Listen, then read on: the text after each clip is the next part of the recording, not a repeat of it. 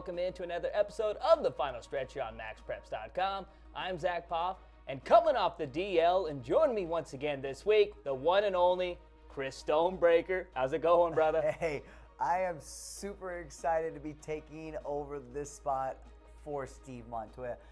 And if I were you, after 1 week with Steve, I would have done the same and bring me back on the show. So, we got a little good Dodgers. choice. We got a little Dodgers-Giants beef here. I couldn't have Steve on the show after they took 3 or 4 from us. So right. You know how it is. I know how it is. And besides that, I mean, you wanted me back here. You got better hair, so appreciate it. Thank you. And of course, the NFL draft was last weekend, and some big news coming out. Of course, MaxPreps.com, high school. So we're going to go ahead and look at it state by state to see which state had the most former high school players selected. And of course, you guessed right at home, Florida with a whopping 44 overall selections in the 2014 NFL draft. And of course, 3 of the top 5 picks were taken: Blake Bortles, Khalil Mack, and Sammy Watkins. But maybe the steal of the first round was Ha Ha Clinton-Dix, the former Alabama Crimson Tide, who went 21st overall to the Green Bay Packers. And of course, back in his days in high school, he was an absolute stud for 2 years at Edgewater, then transferred to Dr. Phillips High. And of course, he was the number 2 safety coming out of high school and 7th overall on 24/7 among the 2011 class. And during his final 2 years at Phillips, over 100 tackles, 16 tackles for loss, 9 sacks, 3 INTs, and 4 forced fumbles. And of course, in 2012, he led Alabama with 5 INTs and played a huge role in winning the 2012 National Championship, and was a first-team All-SEC member last year.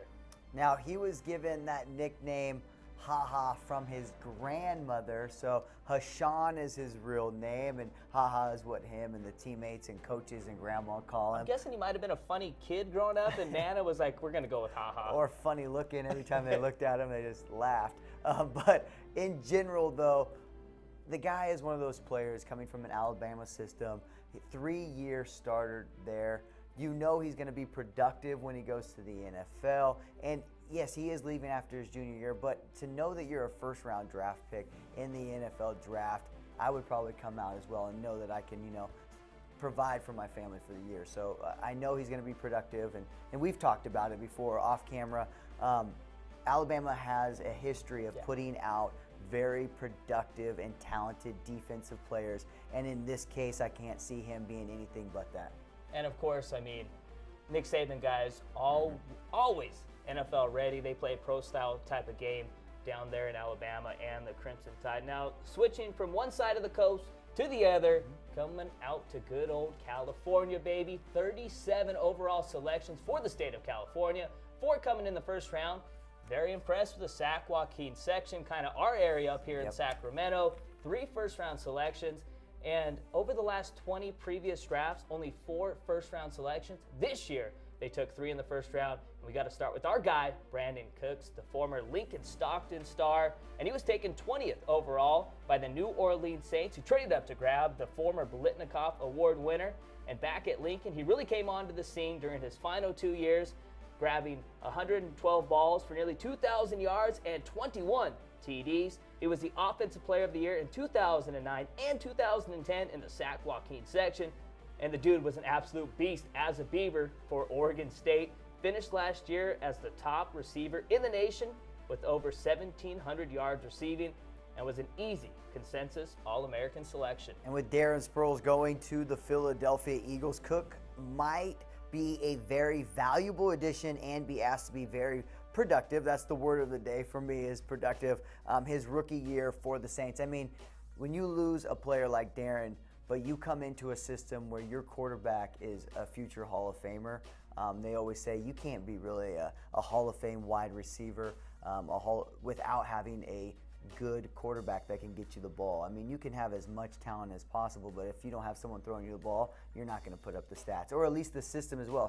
Sometimes you look and you're a product of that system where a team like the Saints get a lot of plays off and they throw the ball a lot, and so you have the opportunity to really succeed. Yeah, especially now. I mean, the NFL nowadays, it's a quarterback-driven league, and Brandin Cooks a happy dude. And hey, he's my.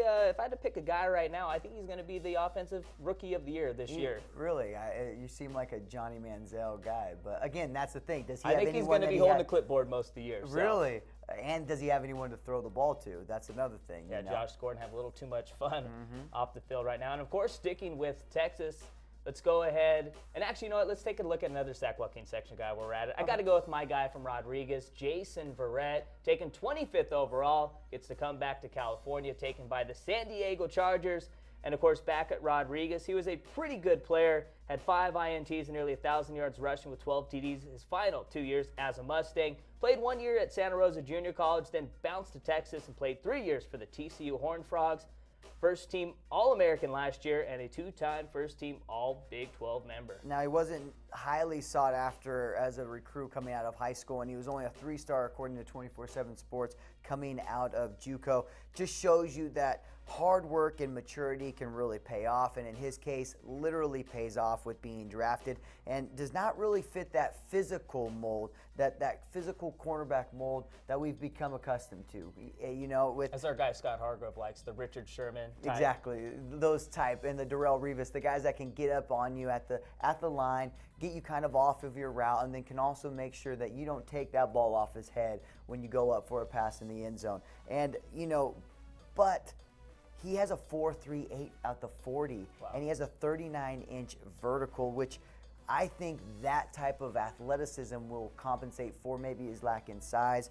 And he can also, at the end of the day, learn some angles, get really acquainted with the coverages, and at the end of the day, be very productive again in the NFL. And, of course, just like Jason Verrett, who went from California to Texas to play college football, let's go ahead and look at Texas. They had 25 selections in the NFL draft, 4 coming in the first round. We all know the guy that took all the headlights, Johnny Football. But a guy that he'll be teaming up with in Cleveland was taken 8th overall. And, of course, that was Oklahoma State cornerback Justin Gilbert. And back in high school, this guy was one of the best two-way prep players there was, one of the better dual-threat quarterbacks. Threw for nearly 1,000 yards and rushed for 1,200 more. And he helped lead Huntsville to 2 of their 3 winning seasons since 2004. And, of course, he went on to become one of the best corners in the country at Oklahoma State and was a unanimous All-American selection last year after finishing tied for 2nd in the country with 7 interceptions. And, of course, you get a look right there of him playing quarterback back in the day. This guy was an absolute freak with the rock.